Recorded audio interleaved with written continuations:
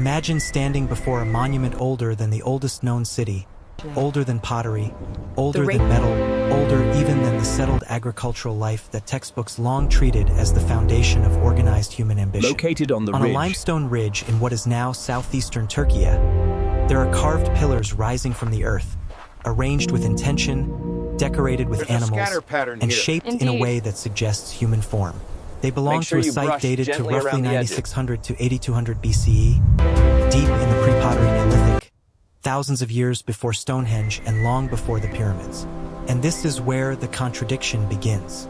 For generations, the accepted sequence seems stable.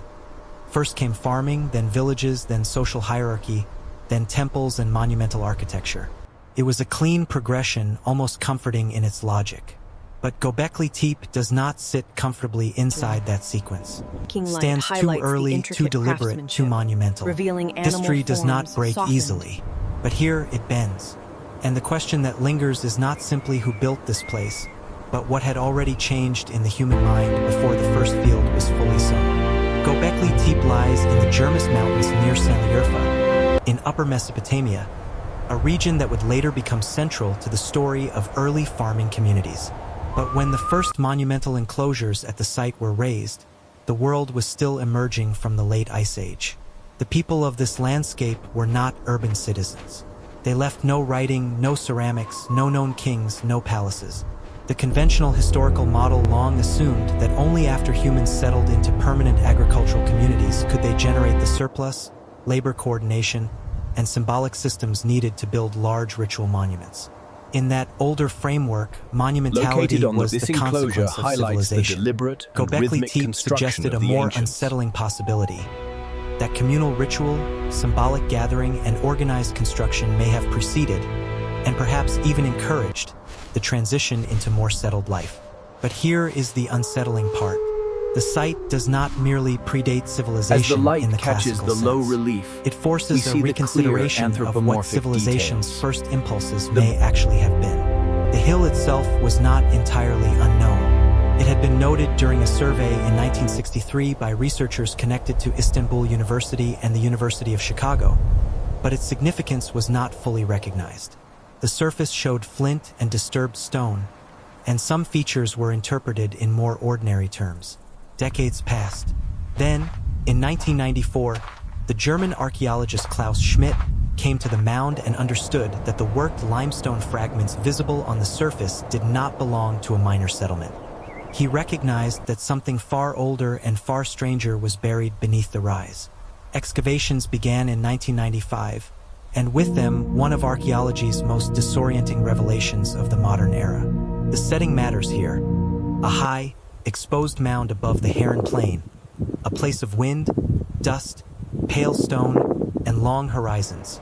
There is nothing theatrical in the landscape, and yet the drama is absolute. Beneath that ordinary hill were circular and oval enclosures, immense T-shaped pillars, reliefs of animals, and the remains of architecture whose conceptual audacity seemed to arrive too early in human time. This is not myth. This is stone. As excavation expanded, the physical facts became difficult to dismiss and impossible to absorb without consequence. The monumental structures were built in the pre-pottery Neolithic A and B periods, approximately between 9600 and 8200 BCE. The famous T-shaped limestone pillars, some up to about 5 meters high, were cut from the adjacent limestone plateau using stone and bone tools.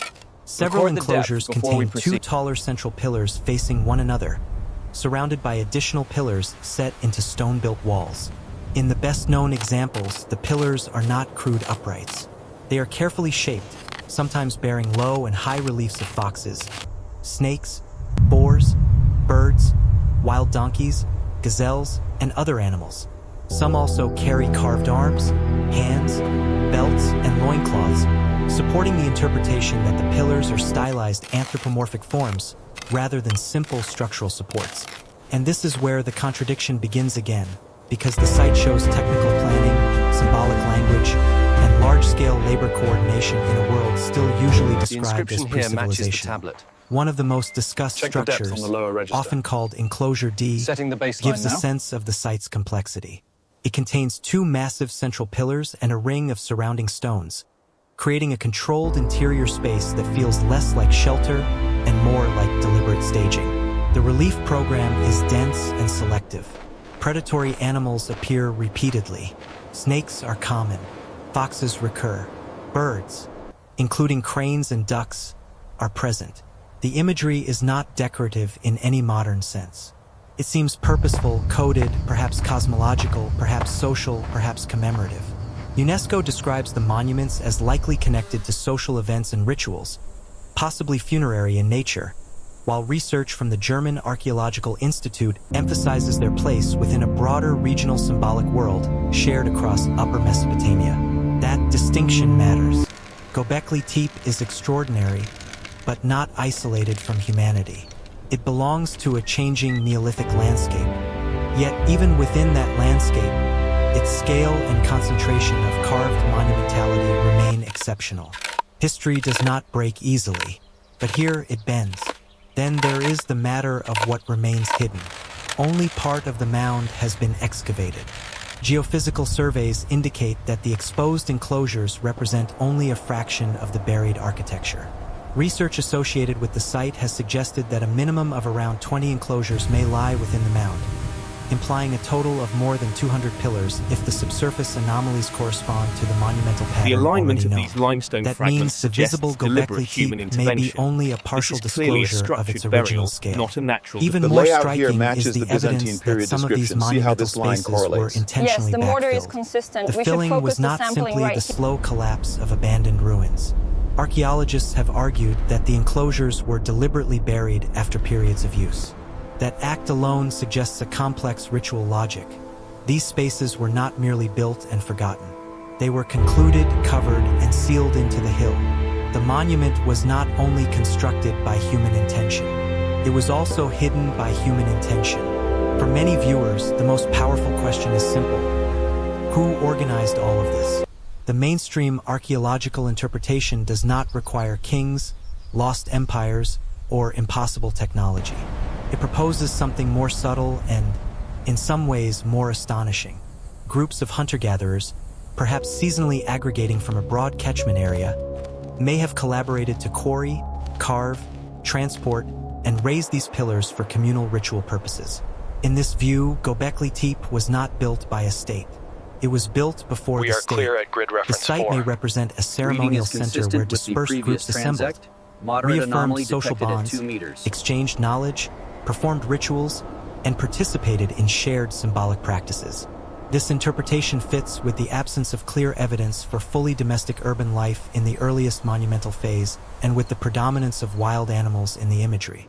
It also aligns with the growing scholarly recognition that hunter-gatherer societies could be socially and symbolically sophisticated far beyond older stereotypes.